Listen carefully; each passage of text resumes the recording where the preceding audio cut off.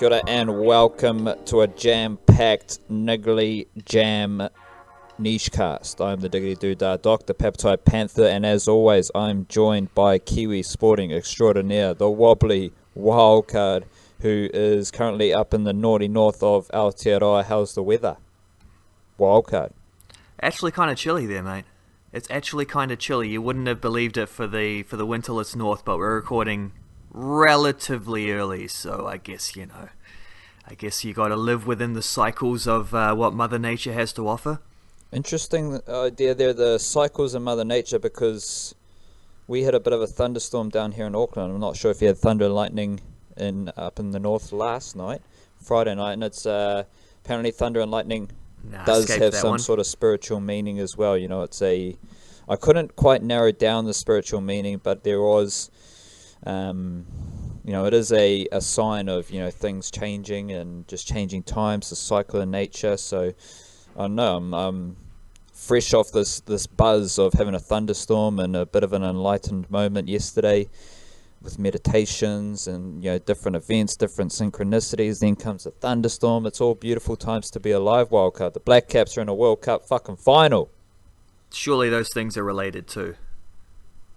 Everything popping right just as the Blackcaps make a semi-final and then a final. Can't be a fluke. Can't be a fluke at all. We are going to talk about the Blackcaps. We're going to preview this World Cup final. We are also going to touch on Sarpreet Singh. The wildcard found a little video of Sarpreet Singh with the most delicious, delectable assist in was that his first game for Bayern Munich reserves, wildcard? Yeah, a little friendly game against like a second division Austrian team. So, not exactly Bundesliga standard, but he is actually going to pop over and hang out with the senior team, part of their extended touring squad for their LA tour, apparently. So that one's a little bit hot off the press. Right, so we'll get more Sarpreet Singh and Bayern Munich, because that's a fairly fascinating sporting little story we've got going on. Also had Steven Adams' homie, Russell Westbrook, being traded from the Oklahoma City Thunder, so we'll get the wildcard's views on Sarpreet Singh's standing at Bayern Munich and Steven Adams and how he sits with the OKC Thunder. This is an amazing time to be a Kiwi sports fan, just with a couple of big yarns coming out. I currently feel kind of bad because I got the lazy vibe last few days. This week's been a bit rough, so I couldn't do my rugby league podcast, and I've just written about the signing, a couple of interesting prospect Kiwi NRL signings. So if you don't mind, wildcard, I just want to just blurt out a bunch of little notes about Kiwi Rugby League prospects and younger players, because there's a pretty weird crossover with the different teams and different stuff. So just bear with me, wildcard, because Caleb Milne, he was with the Melbourne Storm. He was part of the 2018 Junior Kiwi squad. He was signed by Cronulla Sharks for an immediate move from the Melbourne Storm to the Cronulla Sharks. Caleb Milne, in 2016, was part of a Counties Manukau under-17 rugby league team, and I believe from that team he was then scouted by St Kitts First 15 Rugby, because also in that Counties Manukau under-17 rugby league team you had Eteni Nanai-Seturo. So they both played in the Counties Manukau team, and then they were both selected in the Merit team, which is like an all-stars team for the under-17 national tournament. And then they were also both playing first 15 rugby for St Kentigern College. Melbourne Storm, they love to recruit players from St Kentigern first 15 rugby. Matt Duffy, Soliasi Vunivalu, both come from St Kentigern College. Obviously, the Lavia brothers have a connection there as well. So Caleb Milne, there's all sorts of insights here. Not only like that Merit team had Stafford Toa, who was with the Knights. He's a fantastic prospect. Sean Mullaney's a hooker with the Warriors. Fantastic prospect. Alfred Smalley from Counties Manukau. He's with the Manly Seagulls. Milne, now with the Sharks. Philip Makatoa. He was also in that Counties Manukau team. He's a fantastic Warriors prospect. Nanai-Seturo and Cruz Topai Aviai, who is from Christchurch, who is also with the Cronulla Sharks. So now Caleb Milne comes to Cronulla Sharks and he meets Cruz Topai Aviai, and he also meets Braden Hamlin-Uele, who was a fantastic bench impact forward with the Cronulla Sharks this year. So there's a chance we could see in the future Caleb Milne, Cruz Topai Aviai, and Braden Hamlin-Uele all in a Cronulla Sharks forward pack, which would be absolutely monstrous. Cronulla Sharks also have Jackson Ferris, who was the 2018 Junior Kiwi centre. He's from the Manawa too, but it doesn't stop their wildcard because yesterday, I think it was, Stephen Masters, hugely decorated Kiwi NRL prospect with the Dragons. You may know Stephen Masters as a Dragons fan. I recognise the name for sure, familiar with the fella. Well, now he's at the Rabbitohs. He's going to the Rabbitohs. So the Rabbitohs signed Stephen Masters Bloody hell. from the Dragons after the Dragons had recruited Stephen Masters from Auckland. He went to school. He went through the Dragons, scholarship program, whatever. Stephen Masters, highly decorated. Two-time Junior Kiwis rep. He was in the 2017 New Zealand Under-18 team. So also in that 2017 Under-18 team, you've got Hayes Perham. He was the fullback. You've got Sean Mullaney. He was the hooker. Kalma Tuolangi, Junior Kiwi with the Storm. Jordan Ricky, Junior Kiwi with the Broncos. Other guys, Stephen Masters was on the bench. Philip Makatoa was also in that team. Side note, Joseph Taipuri was in that team as well on the bench. He's from Christchurch and he's now in the halves for Parramatta Eels. So you've got Dylan Brown starting in the halves for Parramatta Eels from Whangarei. And then you've got Joseph Taipuri from Christchurch starting in the halves for the Eels in reserve grade. So the Eels in the future could roll out 2 Kiwi NRL halves. Back to the script. Stephen Masters, he's kind of the Rabbitohs. The Rabbitohs have Mawene Hiroti in their squad already. He was on the wing for the New Zealand Under-18 team. And Junior Kiwis last year, maybe? Yes, last year Mawene Hiroti was on the Junior Kiwis wing. But it doesn't stop their wild card because the Rabbitohs also signed Jackson Paulo from the Gold Coast Titans earlier this year. And he was named on the wing for that New Zealand Under-18 team as well. So the Rabbitohs now have Jackson Paulo, Mawene Hiroti, the 2 wingers from that New Zealand Under-18 team in 2017. And they have now also signed Stephen Masters. So suddenly they got 3 Kiwi NRL outside back prospects. Jackson Paulo left the Gold Coast Titans because the Gold Coast Titans are kind of shit. And Jesse Arthur's a Kiwi NRL prospect. We just don't know about his eligibility in the future because he did move to Queensland at a young age, so he might go down the Queensland route. He has just signed with the Brisbane Broncos for next year. So the Titans are losing all their Kiwi NRL prospects. Jesse Arthurs goes for the Broncos next year. Masters goes to the Rabbitohs next year. Caleb Milne, he's with the Cronulla Sharks right here, right now. And there's just all sorts of little weird wrinkles here, wildcard. I could go on and on and on, but we'll keep it moving. Sarpreet Singh, Bayern Munich, he's kind of the Kiwi football prospect, but he's kind of graduated from the prospect ranks to star power ranks now. What's your immediate gut thought about where Sarpreet Singh sits with the Bayern Munich FC? They sort of like painted this picture pretty clearly, I think, when they signed him. He signed a 3-year contract with the reserve team, like not with the first team out on loan. He signed with the reserve team, but that was always with the idea of, and they said this in the sources coming out of Germany here was saying like this is with an eye on developing him for the first team, but we just want to do the right thing by an international player and assimilate him, give him a chance to settle into the culture off the field as well as on the field, and just, give him time. He's got time up his sleeve. He's, I think, turns 21 in a few months or something like that. Very young player, nicely polished for a New Zealand player, but not on a Bundesliga scale quite yet. So there's things, obviously, he's got to work on in his game. Just a nice little way of easing him in. I think it's quite a cool one. There was a case study as well you can look at with this fella Alphonso Davies, who is a Canadian, a couple years younger than Sarpreet Singh, but was like just absolutely starring for the Vancouver Whitecaps back when Stefan Marinovic was still there. And this dude, like at 17 years old, was scoring goals in the MLS. He signed with Bayern Munich at the start of this year, went straight in their first team, and sort of had some struggles, like he was in and out a little bit. I think there was an injury at one point as well. In fact, there was an injury. He scored his first Bundesliga goal coming off the bench and then did one of those knee slides to celebrate and buggered up a hamstring or something like that and missed like 3 weeks after that. He actually played some time with the reserves on his comeback from injuries, so I think they looked at that and the difficulties he had not speaking German and things like that and thought maybe we rushed this guy a little too far. So he's a little bit more of a ready to go prospect than Sarpreet Singh. So Singh was going to probably need some time playing with reserves anyway, but I think they decided they just want to take their time with him, which is like sweet as, like is exactly probably the perfect thing to do. However, there's also news now that he's going to be selected in their extended squad that's going to America for preseason, where he'll, with working under manager Niko Kovacs, working with the likes of Robert Lewandowski and all those lads.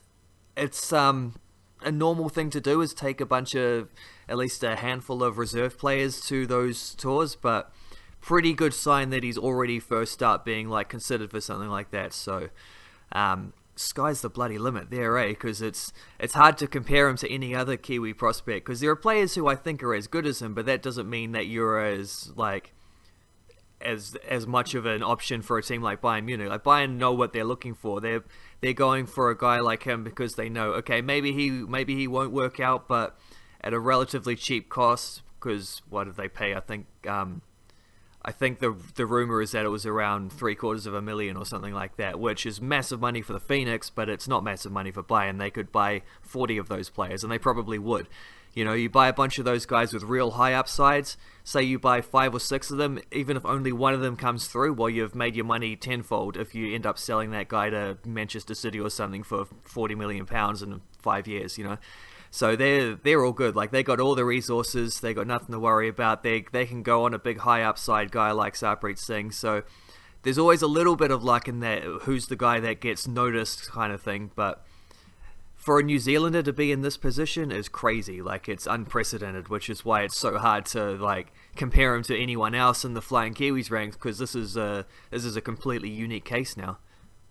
A unique case. Do you see any realm in which Sarpreet Singh makes a first grade debut for Bayern Munich? And they play so many different little tournaments that you can see it happening, where maybe in a German Cup game or something like that, where they give Sarpreet Singh an opportunity at some stage in this coming season? Yeah, it's possible. You never know what's going to happen with injuries and form, and they're also in a bit of an interesting place in terms of what they're doing with their attacking midfielders, because the OGs, Frank Ribéry and Arjen Robben, have both left the club now. I think Robben retired, and Ribéry, I think, is going to go play in France or something like that, just on a lesser team, both at the end of their careers. So understandable that they're moving on, guys who weren't as prominent as they used to be, but it does leave a little bit of a hole in their first team squad, which maybe it's not going to mean Sarpreet Singh popping up to the first team squad straight away, but it might mean someone else from the reserve team popping up to the first team squad and making more room for Sarpreet where he is. So you never know. You never want to, especially the fact he's already gone on this preseason tour. I would have thought that maybe you wait till next year after he's had a whole year, but it shows they're serious about his prospects, and I guess it also shows that if he goes supremely well, then maybe he could slip onto a cup game bench or something like that. I wouldn't bet on it in the first season, just because I think the way they orchestrated the transfer suggests that they are happy to take their time with him, which I think is probably the right way to do it, the safest way to do it. So I wouldn't bet on it, but it's certainly, of course, it's possible. Rightio, we'll wiggle on to Steven Adams and the Oklahoma City Thunder. I wasn't too keen on pondering a world in which Russell Westbrook got traded from the Oklahoma City Thunder. You're a bit more savvy, and Oklahoma City Thunder did trade Russell Westbrook to the Houston Rockets for Chris Paul and their standard dose of draft picks and whatnot. It does seem like Chris Paul, is your gut feeling that Chris Paul will stay at the Thunder or be traded somewhere else as part of a extended deal? My gut feeling is that the Thunder would like to have him, but my gut feeling is also that Chris Paul, I don't see why it makes sense for him to play on a rebuilding team at this stage of his career. I think if they I mean, if he's stuck there, I'm sure he'd do a good job. He's a proper professional. I mean, he's head of the players' union after all, so you can't be too upset at that. But I also think if a team like Miami are a team that's linked, because Miami tried to get Russell Westbrook and missed out. Teams like, I mean, Detroit could use a starting point guard of his caliber. There's a few out there, so I think if a team like that came in, offered some draft picks, OKC would snap at it. But as it is, they're talking with his agent at the moment, and over the next day or two, I guess we'll figure out whether Chris Paul sees OKC as a place he would like to be this season, or whatever, whether he wants to demand another trade or however it's going to go. I think they'll facilitate probably what he wants, and I think he probably would rather leave, but you never, again, like Sarpreet Singh, you never know. Sports is a crazy world, especially the NBA. Which is a better scenario for Steven Adams? I heard on one of the podcasts, I heard an interesting thought, is that Steven Adams is the perfect dude to rebuild around because he's only 25, I believe, and he's so experienced in, he's played a lot of playoffs basketball, but he's a young dude, and culturally, he's so significant to the Thunder. He's a leader. He's everything you want from a guy. And one of I think it was the Brian Windhurst podcast, and they mentioned this amongst the background of Steven Adams. They mentioned the All Blacks. They mentioned that Steven Adams is he's from New Zealand, and New Zealand has this team first cultural mindset, and that total package of his age, his experience, his the mana he has at Oklahoma City Thunder makes him a very interesting and important figure to build around. So with that in mind, do you see it better for Chris Paul to stay at the Thunder and help Steven Adams be a key figure in rebuilding, or do you see is it more beneficial that Chris Paul moves on and the Thunder can get deeper into that rebuilding process right now? Either way, it's all good because Steven Adams has such a high upside in the future that there's no time frame. It's not like, we need to rush this because Steven Adams is 29 and it's kind of awkward now because we don't want to keep him because he's too old, blah, blah, blah, blah. Steven Adams is the perfect dude to rebuild around, right? Yeah, and he's on a similar age to guys like Robertson, and he's a few years older than Ferguson and Diallo, but they've got guys in that age range. They're getting rid of the older guys, obviously, but you always want a couple veterans around. Nerlens Noel as well came in the same draft as Steven Adams. He's re-signed for this season. Mike Muscala, it might be a year or two older. So they've got guys in those sort of mid-20s range who can be the leaders for the guys in those early 20s and maybe even late teens range who are coming through.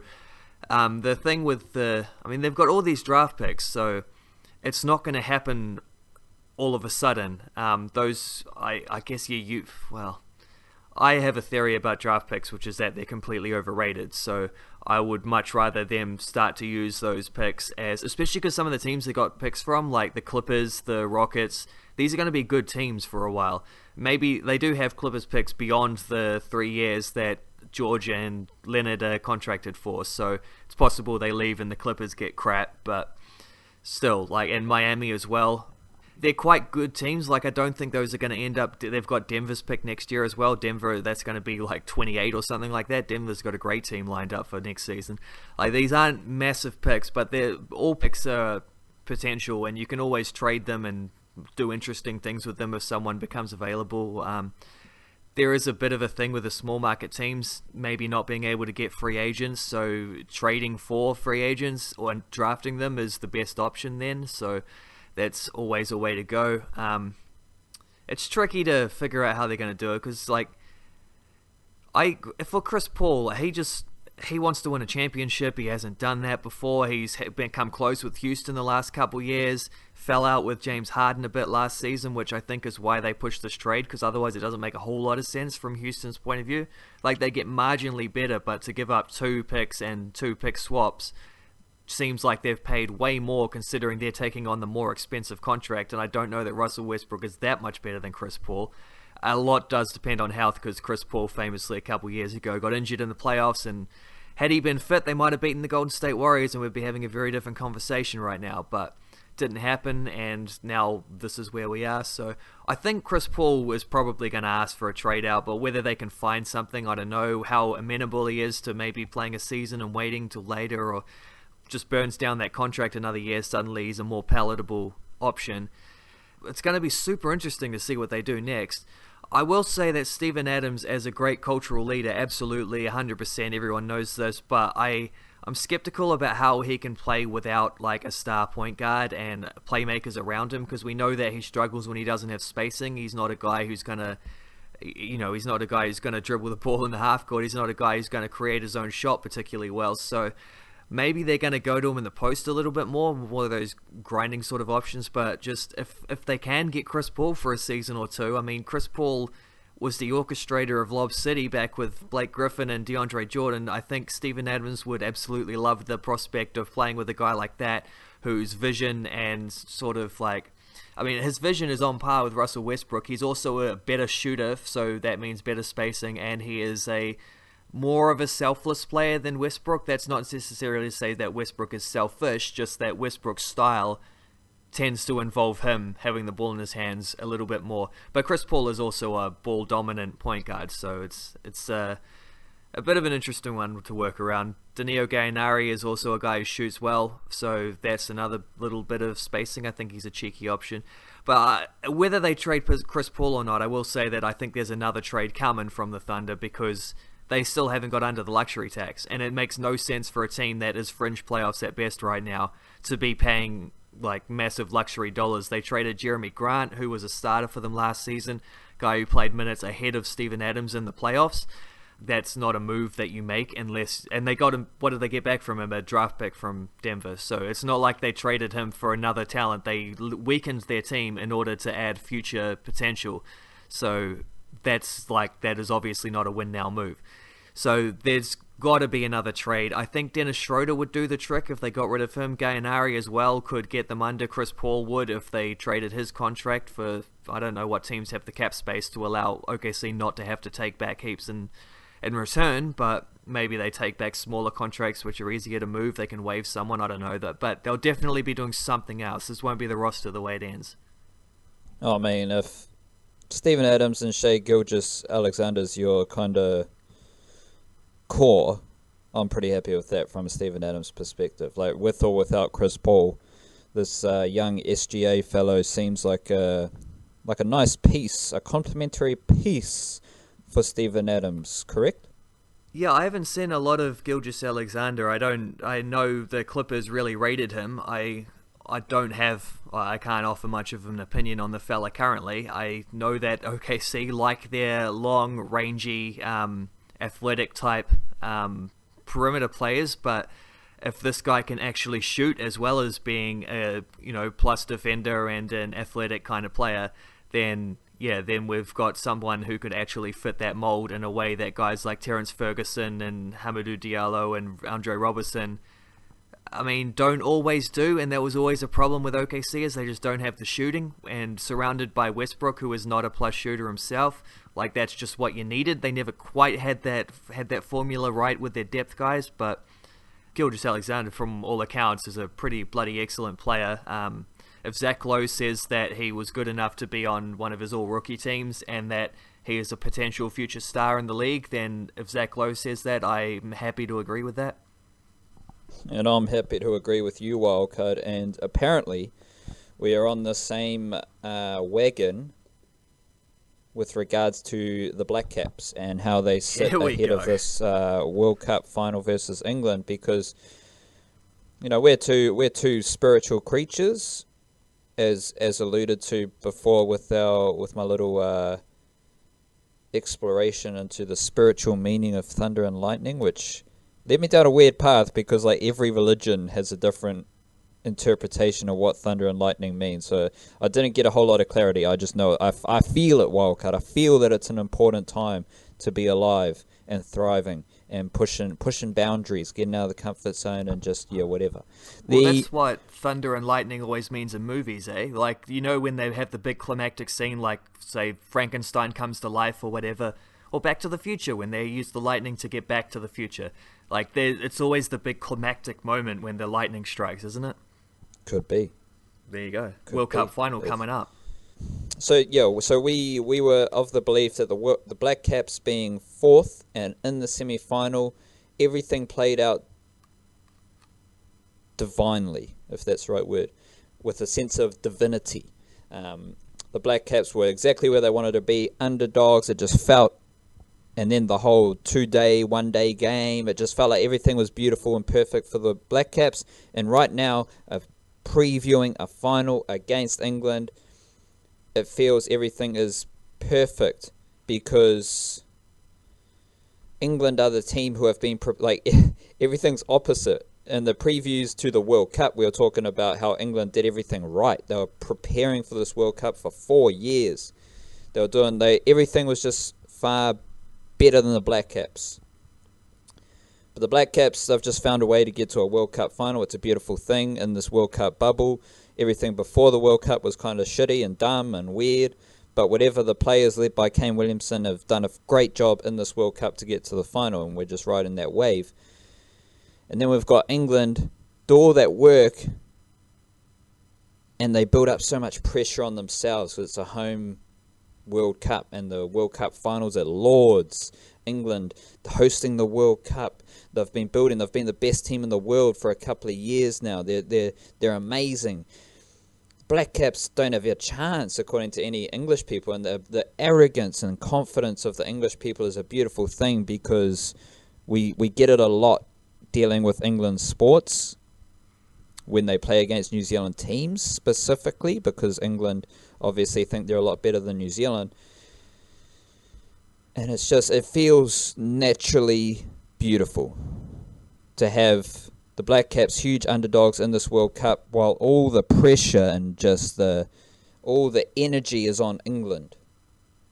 Is that nicely setting the scene for you, Wildcard? Set the scene delightfully. It's like this is just English sports in a little bit of a nutshell, eh? Like, giving them credit for doing the thing that they haven't done yet. Just, they've got this absolute train wreck of a media, which, the English tabloids have...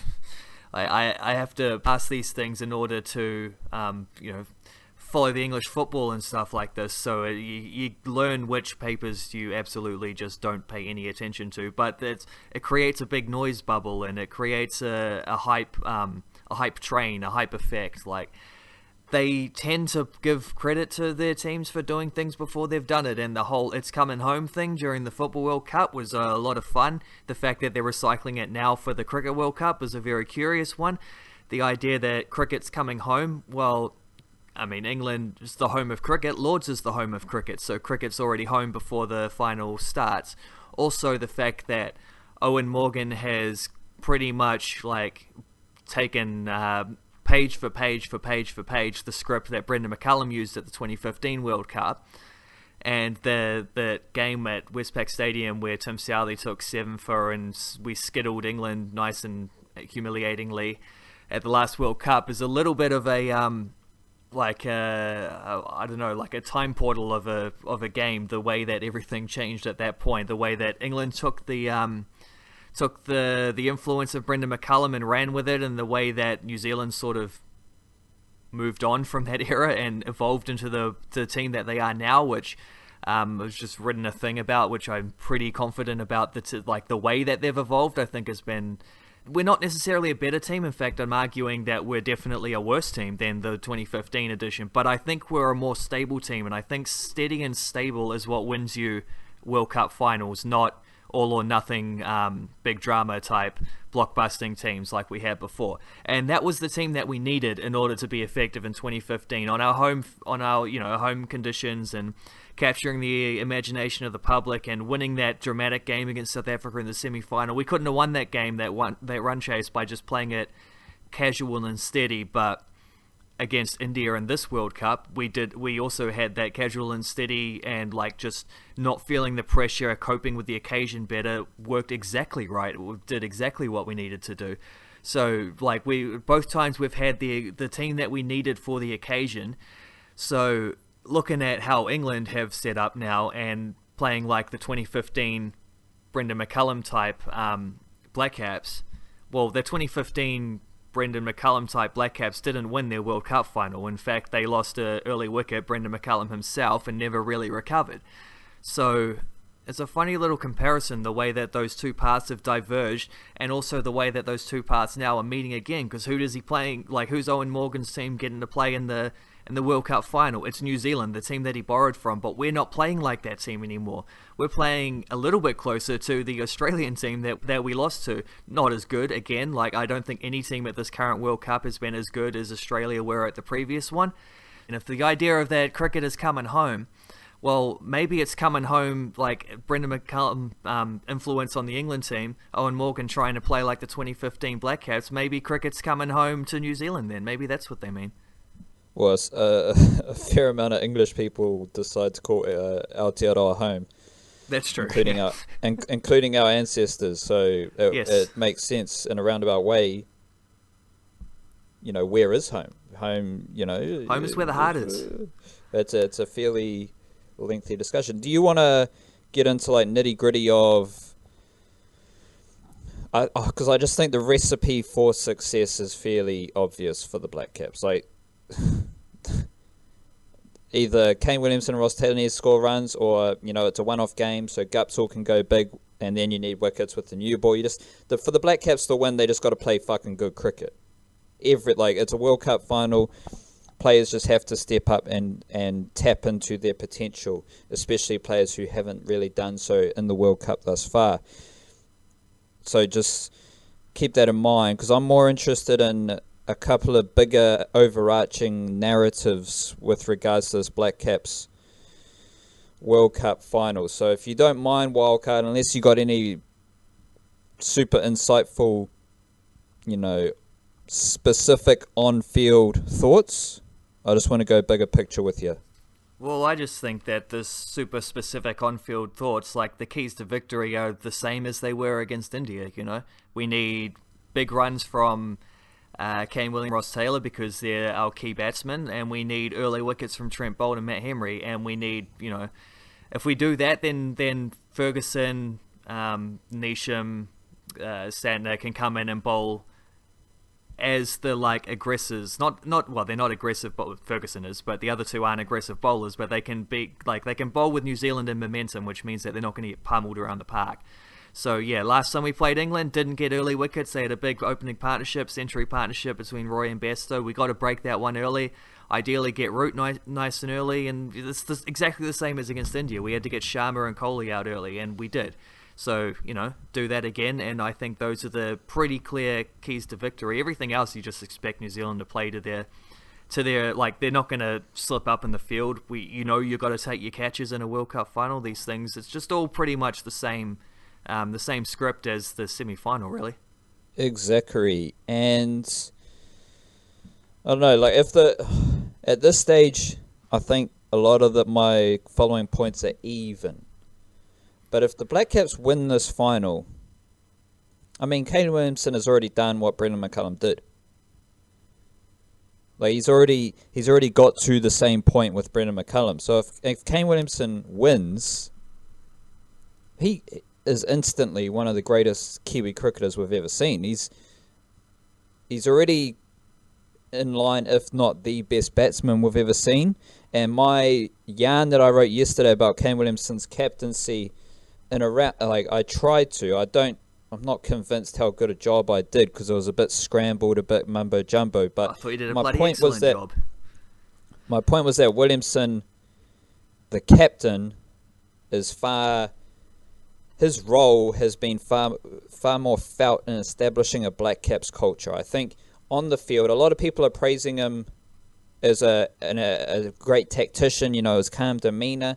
I think Williamson's on-field captaincy is a product of the culture Williamson has established in the changing room, because on the field he takes advice from Ross Taylor a lot.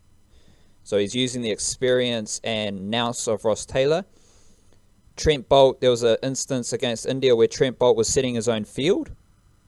So Kane Williamson implicitly trusts another experienced world-class cricketer in Trent Boult to make those decisions himself. And then Tim Southee, as a sub-fielder, in our review podcast, I talked about the fielding aspect of that. But Tim Southey came on as a sub fielder and was also part of the discussions when they were talking about, who's going to bowl next or fielding moves. So Kane Williamson has created an environment with the backdrop of having a new coach come in a year earlier. So Kane Williamson has had more shit to deal with than Brendan McCullum had to deal with. And Kane Williamson he's continued on from the fantastic culture that McCullum and Hessen started. Then Williamson integrated his own ideas. I think there's a transition from McCullum style to a Williamson style. Like the Blackcaps team has taken on the personality of their respective leader in either era. And I think the beauty of Williamson is creating a team environment where the team is typically Kiwi in a very different way to the team under McCullum. And it's an environment where Williamson can thrive and other players can thrive in a certain culture. And I think that suits Williamson. I don't think Williamson is like I didn't want to write about this because it gets in a bit of down a rabbit hole, but you compare Williamson to Stephen Fleming. I think Stephen Fleming's widely renowned as perhaps the best tactician. He started with the different field placings. He was the one who would do different things, and he just felt like, to my mind, Stephen Fleming's always been the best Blackcaps captain from a cricketing perspective. Yeah, same here. Daniel Vettori, pretty high up there as well. He's not a fantastic leader of men, perhaps, but more of a cricketing tactician. Then we came into Brendan McCullum, who is more of a leader of men. And now we've got Williamson, who is more of a leader of men as well. And I just think Williamson's tactics, I'm not sure, are like head and shoulders above any other previous Blackcaps captain. But I think what Williamson has had to deal with around the World Cup, with the change in coach, certain, maybe difficulties with having to play 4 tests a summer and go through that transition, and Williamson doesn't select squads, so he might have an input, but he gets given a group of players and then he selects playing 11s and different combinations from there. So any selection weirdness that we have discussed, Williamson has to deal with that as well. Williamson might not want Todd Astle. He didn't. This story was that he slapped down the idea at the very last moment and said, "No, come on, we're overthinking this, just pick Ish Sodhi." Supposedly. Yeah, and you think back to how Todd Astle was used in the Indian ODI series in the home summer, it looked like Williamson didn't want Todd Astle in the squad because he was chucking him in very strange bowling positions. So that's a very long-winded way of saying that I just think Williamson's the greatest if he wins this World Cup final. I think the context, the situation around what Williamson has done is far superior to anything else we've ever seen for a Blackcaps team. And I'll stick with Williamson and then we'll move into Ross Taylor. Just stick with Williamson. Do you agree, disagree, any other wrinkles of nuance that you can touch on from that little blurb? I'd say I thoroughly agree with all that. He's just got, I guess what I would say, my wrinkle/nuance here would be that it's not a comparison so much to the legacies of Fleming, Vettori, even Taylor as well, who was captain there briefly, McCullum.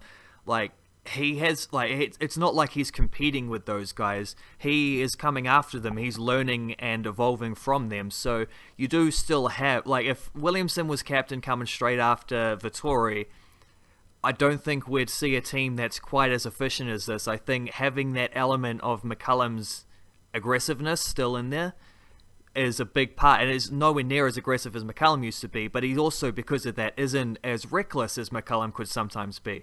And McCullum was a revolutionary captain. The closest you could get to him was probably Martin Crowe back in the day.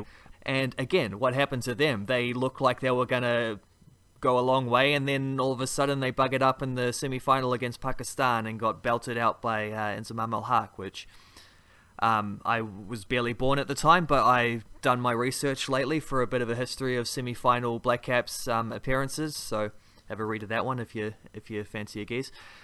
the revolutionary aspect, like it's, I guess we're getting geopolitical here, but the revolutionaries around the world tend not to be the guys who are like stable and in control afterwards. Like you start the revolution and then you need someone to come in and steady things. And Williamson is the guy who came after the revolution. Williamson is the guy who is like, you know, reaping the benefits of that from the beneficial aspects, but also ironing out the crazy bits. And I think it's really interesting the way that him and Taylor batted against India was frustrating at the time. Ultimately, in hindsight, it looks pretty brilliant now, the way they ground out exactly, you know, the right, like just targeted the exact right amount of runs that we would need to be competitive in this game. And I still believe, like, if we didn't get the early wickets, we would have probably have been thrashed, but that's the way it goes. Like, things do need, we're not the most talented team at this World Cup. We need things to break right in the right way.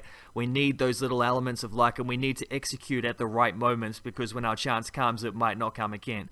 And we did against India. We took those early wickets. Against England, same deal. If we don't take early wickets, they're going to pummel us, and we cannot keep up with the strike rates of their batsmen and their deep batting order.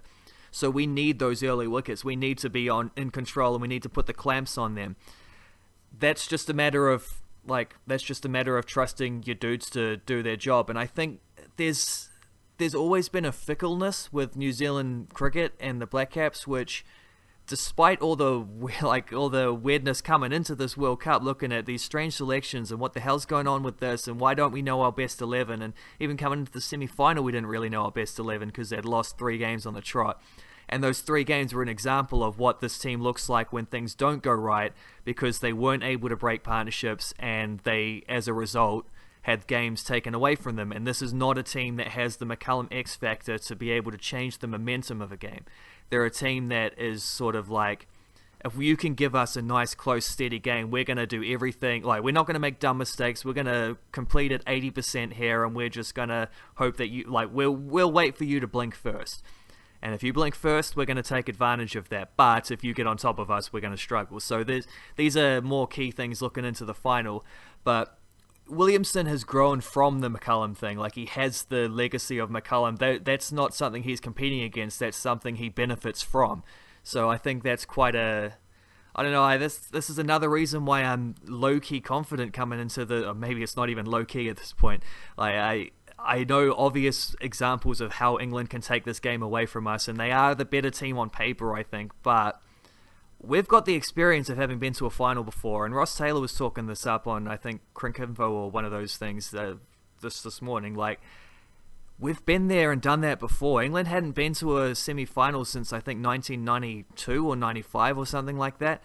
Like, we were in the last World Cup final. We know what it takes. We've seen what it is. Even if we're on the losing end, we know what it takes to win these things. And we know the big moments, the momentum shifts that can lose you them. And I don't think this is a team that has that fickleness, which is going to, give up we're not going to be 3 for 5 like India were in this game, you know. We might be 1 for 5 from 5 overs, but I don't think we're going to be 3 for 5 sort of thing. And that's another reason why, I don't want to say we're going to win, because of course there's no way to know that, and there's too much that could go wrong, considering England have that X factor, England have that ability to change the momentum of a game. But there are some things here that we're very underrated, I'll say that, and that's exactly where they want to be, because a team like this, the cool thing about that semi-final, they came in as underdogs. Everyone knew they were underdogs. No one really thought they could win from the wider global perspective. No one thought that.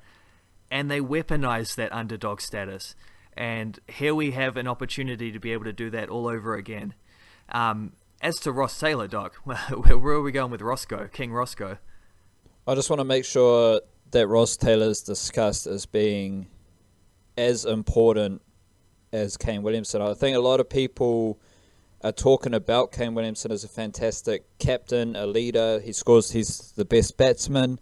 I got to reinforce that Ross Taylor, any Blackcaps game you watch, Ross Taylor's helping Williamson with the captaincy. Straight up and down. He's there, he's pointing around, he's talking to Williamson at all times, and Taylor is scoring runs as well, which is incredibly important. We all know that Ross Taylor's record since he had that eye operation is nothing less than outstanding. Kind of, I think, like, in that period, England's batsmen have always, reached that 300 run mark in ODI cricket. They've always been fantastic. But I'm not convinced that any of them have better records straight up and down than Taylor's. He's averaging over 60 over like a 2-year period. Well, he's averaging over 60 in his last 100 ODIs. So he averages over 60 over a 6-year period. Which is freakish. And then you consider that we put up the tweet of Ross Taylor making 4 consecutive semi-finals. Yeah, he's the only New Zealander who's played in 2007, 2011, 2015 and the 2019 semi-finals. Which, like, if Ross Taylor wins a World Cup final, it's hard. It's like Taylor, obviously no Kiwi cares about this. This is a very American kind of discussion. If Ross Taylor wins a World Cup final, the dude is on par with Williamson for being one of the greatest. Like, you literally can't separate them because Taylor has the history and the excellence right now.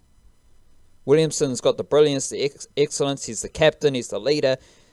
But Taylor's so far underappreciated that it's kind of freakish. And I just want to make sure we give Taylor plenty of love before we go anywhere else. Do you have anything to add to that? Yeah, well, Ross Taylor, at the moment, it's 1A and 1B, surely, in terms of ODI batsmen, and each of them has outstanding test records as well, but, New Zealand's test history goes a lot further back. But in terms of one-day international cricket, right now, Ross Taylor has something like 8,300 runs, and he has, 20-odd centuries, so if you compare them head to head, like, Williamson has a better career average and he's going to play longer and he's probably going to break Ross Taylor's records, but right now Ross Taylor has those records. Like, he could play on long enough to score 10,000 ODI runs and he'd be the first New Zealander by a long shot to get there. I think he's already our top run scorer overall. I think he is. I'm not sure. Fleming had quite a few ODI runs, but I think Taylor's passed him at this point. It's currently, as it stands, it's 1A and 1B. There's not really any separating them at all, and it's key that those two are batting at the exact same time. And I think Williamson, just because of the nature of how he goes, and he's just like maybe overshadows Taylor a little bit, being the captain and all this. And the fact is, though, that it was the two of them. Like, it was the two of them who put together that partnership against India that got us through to a score that we were able to defend. Like, it wasn't one or the other. It was both of them combining. They are our most successful ODI partnership ever, and it's not really even close. They've had 50 run partnerships between them. I think that's what it is, which is obviously a New Zealand record as well, and that's insane. Like, I think they averaged something like 57, or forget completely now, but it was something like that. Like, that is our best ODI batting partnership, and people talk about the amount of times that they've run each other out. Well, how about the amount of times that they've put together massive partnerships and led New Zealand to victories? Like, that's happened a little more often.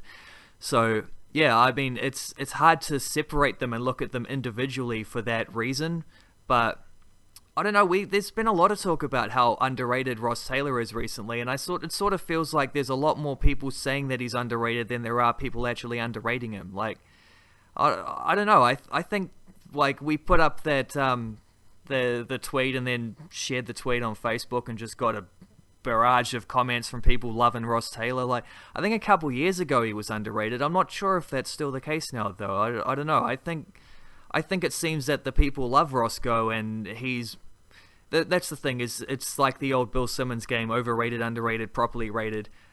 I think he's close to properly rated, but it's at the same time, there's no limit to how much you can rate Ross Taylor. Like, his adoration levels are limitless, so maybe he is perennially underrated for that reason, like, because you can never love him enough.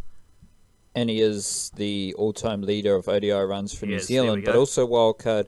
This current Blackcaps team has 3 of the top 5 ODI run scorers for New Zealand in it, with Ross Taylor. Guptill is 4th, and then Williamson is 5th. And then also, ranked 17 is Tom Latham, so I wouldn't classify him in any note that I'm going to make here. But, it is kind of slept on that the Blackcaps team has 3 of the best ODI batsmen New Zealand's ever seen in it. And I'm just going to pull up the most wickets here, wildcard. This is actually the first time I've been into this little cave of ESPN Cricket. It's one of my Info. Favourites, that one, that particular cave.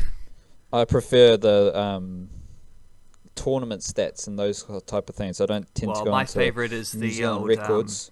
the batting innings career summary bit and the bowling innings career summary. Well, that's a different cave. That's my favourite that's a different cave wildcard. I live in that cave, but this overall record cave is a bit weird.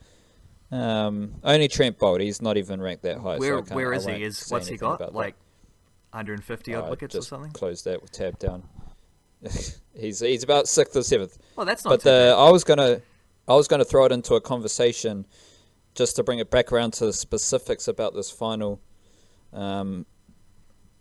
Which batsman, other than Williamson and Taylor, are you picking to score runs? And it's a bit of a loaded question because Martin Guptill, he's one of the 3 of the top 5 ODI run scorers New Zealand's ever seen. He's coming off poor form. He's had moments in the field. Great catch. Everyone's forgetting about that catch he took at short fine leg gully kind of thing. Then he has the run out. I mean, if we're talking about divine intervention here, it seems like Martin Guptill's going to hit a century in the World Cup final, doesn't it, Wildcat? Well, you'd hope so. I mean, it's at Lord's. It's against England. Like I don't know. The thing with Guptill is he's done it all before. He scored hundreds against pretty much every relevant team. India, in particular, is a team he probably has struggled against more than anyone. I think we all know he's not the best against spin bowling, which is probably a large aspect in that. Well, England don't have, they have a good leg spinner in Adil Rashid, and he's a leg spinner they like to unleash and be very aggressive with. But I don't think he's a great leg spinner. I mean, he's not in an Imran Tahir category. He's not on par with the vast selection of guys that India have to choose from. I think he is a dude you can take to, and he's also just not going to come on early in the bowling unless they're trying to get sneaky against Guptill. So he is going to be facing some pretty up and down pace bowlers, guys who will nip it around a little bit, which is a frisky one for him. So, I mean, I'm not going to say I'm confident he's going to score big runs, but certainly if he did, and I'm not ruling it out, but if he did, it would be the biggest game changer that we have available. I think also just sneakily, I also don't think this dude's going to score big runs, but Henry Nicholls in a couple innings, I think he got out cheaply once. He's opened the batting, 3 times. I mean, he didn't get a decent score against India, but he did hang around long enough to help Kane Williamson get in and just to ensure that we didn't lose a bunch of wickets straight away. Whereas, Colin Munro was a bit of a walking wicket for a little while there. And when you had him and Guptill both struggling, Nicholls isn't scoring runs, but he is at least occupying the crease a little bit. It sounds more like a test match batsman, opening batsman kind of argument. But, I mean, it helped. It helped enormously against India. If we were 2 for 10 after 7 overs or whatever, like we were looking like we might be, then that could have been a different story. But just to hang in long enough to see off the new ball, which, again, weird things to be saying about an ODI game of cricket, although it wasn't an ODI, was it? It was a TDI, a bit of a 2-dayer. But it's I think that's made a bit of a difference as well. And Tom Latham scored some runs the other day. The batting lineup is not great outside of 3 and 4, but it's a little bit better than it was when we were losing to Pakistan and Australia. So I mean, things are slightly. The fact is, if it ends up being a 300+ game, I think we're going to lose, because I don't think we can keep up with that. But if we can restrict their batsmen, then I think our batsmen are good enough to score enough. It's what happened against India. So, yeah, if that can be Martin Guptill, then he is the number one game changer in that lineup. The guy who has the runs on the board, the guy who has the history, the guy who, and this is why when people were talking about dropping him, it was no, there's no question whatsoever. If you're going to drop someone, it had to be Munro, because Guptill has that word again, Guptill has a legacy. Guptill has proven that he can do this. You just got to ride out when your great players are struggling. You just got to ride that out. You're stuck with it, and sometimes that's the reason why you lose. But like, you're not going to find someone better than Guptill all of a sudden that can open the batting. So, hey, maybe that is the case. Maybe he's just been saving all his runs for the Cricket World Cup final. We know the new ball, Trent Boult, got to do a good job. Matt Henry, got to do a good job. Lockie Ferguson's everyone's got to do a good job. But who's your pick of the bowlers that, might stand up? And is it Trent Boult, proving that he's super duper world class, or is it Jimmy Neesham proving that everything he's said has been that he's a bowler first, as he's a bowling all rounder. He's a frontline bowler who's also talented enough to be a batsman. Who's your pick for bowler who's gonna step up to the stage in this World Cup final? Cometh the hour, cometh the man. And, hey, we're talking about Thunder and Lightning before. How about Trent Boult then?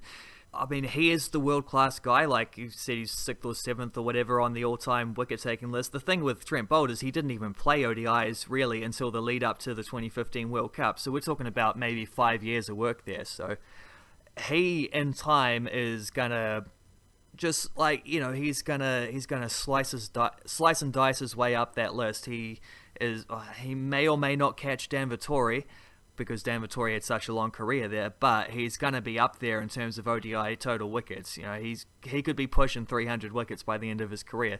He is the world-class option that we have. He is the best bowler. In the big moments, you look towards your best players. We're talking about Williamson and Taylor, maybe even Guptill scoring runs. When you come to the bowling, there's only really one man, and that's Trent Boult. However, it does matter how we go with, I think Mitchell Santner is a key option, just because he needs to be able to, he doesn't have to be a wicket taker, but he has to be able to tie up an end. Like, he has to not be taken. If he can go 10 overs, none for 38 or something like that, that would be outstanding. So that's, he is a key figure, just especially because he might be taken to. And then there's someone the biggest weakness with this team is the sort of brittleness and within a couple of, the out of form nature of a couple of our batsmen. But the second biggest one is the fact that we don't have a proper fifth bowler. And Colin de Grandhomme only bowled 2 overs against India and looked a bit mud. I don't think he's going to be much of a bowling option against England either, which is going to leave to, because Neesham can bowl at the death, Neesham is going to get more overs. But that's a lot of pressure on Jimmy Neesham, who, even against India, he got taken to a fair bit. He came through, the other guys had set him up to where the damage he took wasn't crazy. But, he is also a guy who is going to be looked at as a release bowler, surely. And he's got a nice little slow ball, and he has a tendency to break partnerships. So that might be a good thing. That might be another example of just, laying the old honey trap there. But, yeah. I don't think they're going to make any selection changes, do you? But and it would be harsh to change someone at this point as well, but I don't really see the point of Colin de Grandhomme in this team. Well, that gets into the whole, I don't really see the point of Henry Nicholls in this team. Those type of... Well, the point is that he avoids having Colin Munro, which is a slight improvement, if not a big improvement. Yeah, but those are the issues of New Zealand cricket and Blackcaps cricket that we've long discussed. I think at this stage you have to select Colin de Grandhomme, and I think I agree. He can be effective. He might come out in this type of game in a certain set of circumstances. 20 off 10 balls could be the difference. Of course, if you're chasing a target and you throw your wicket away 20 off 10 balls when you don't need to throw your wicket away, as Colin de Grandhomme can do, not ideal.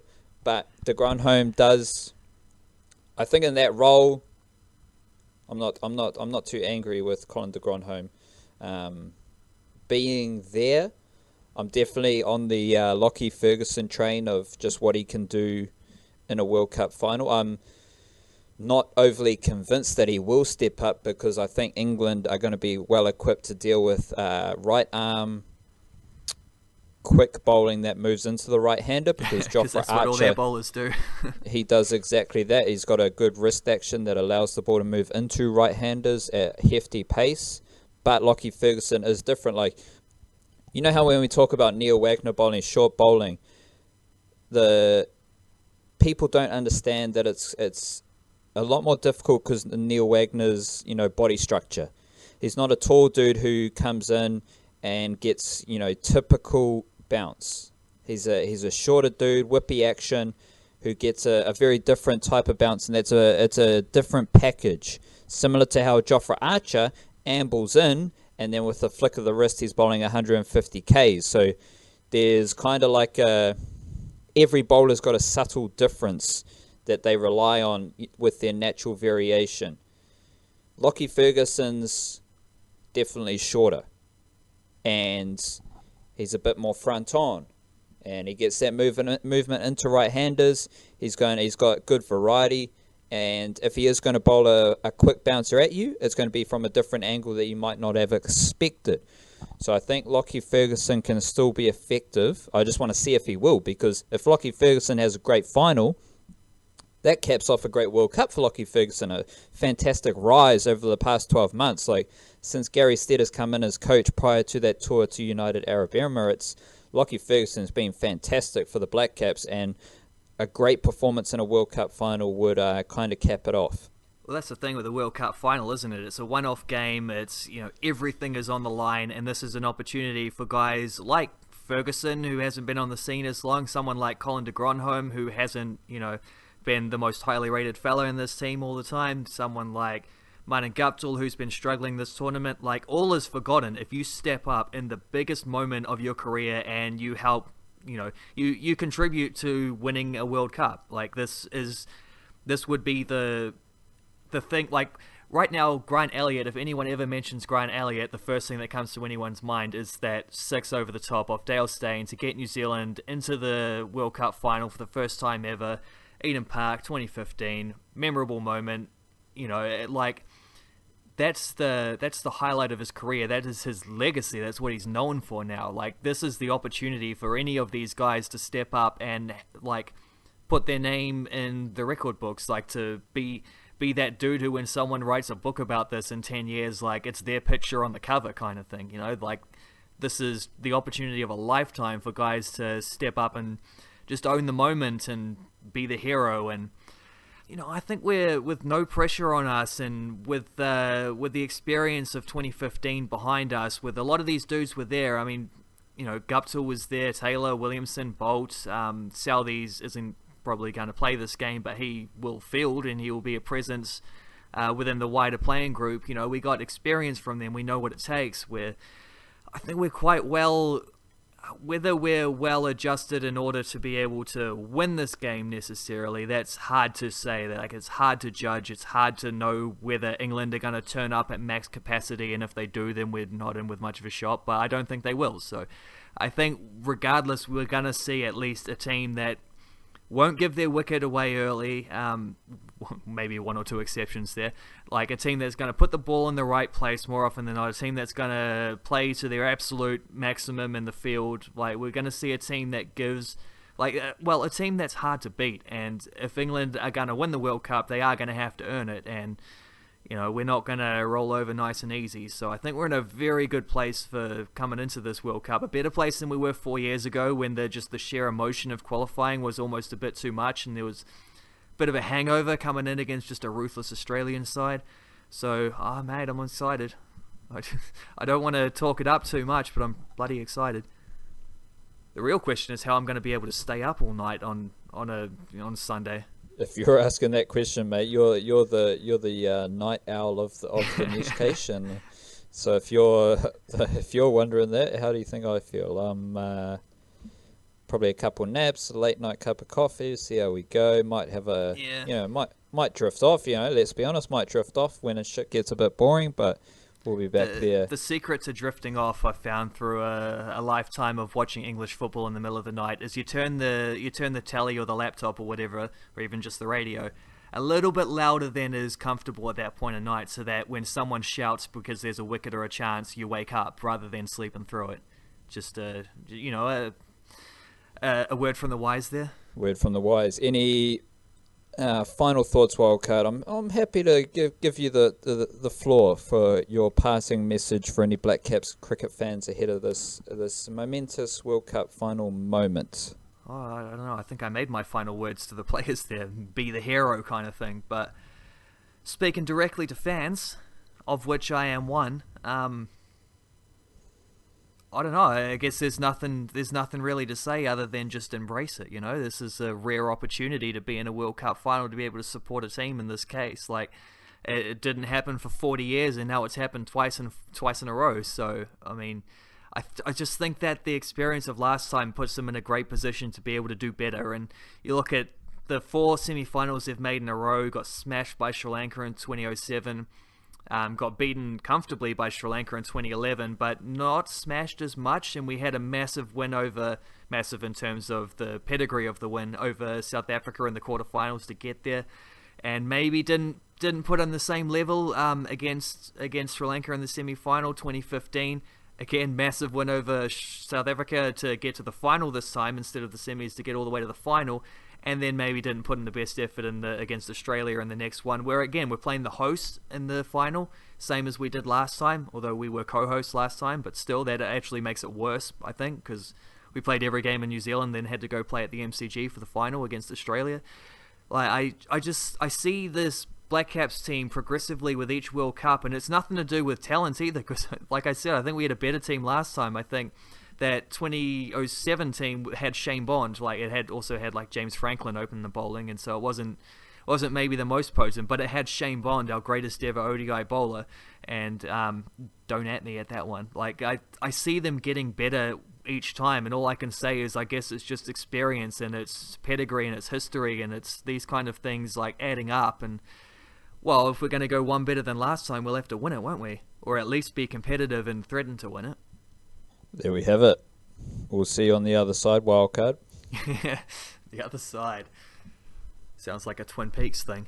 Hopefully we both make it. Yeah, well, when you go towards the light, you never quite know what's on the other side, but we'll see.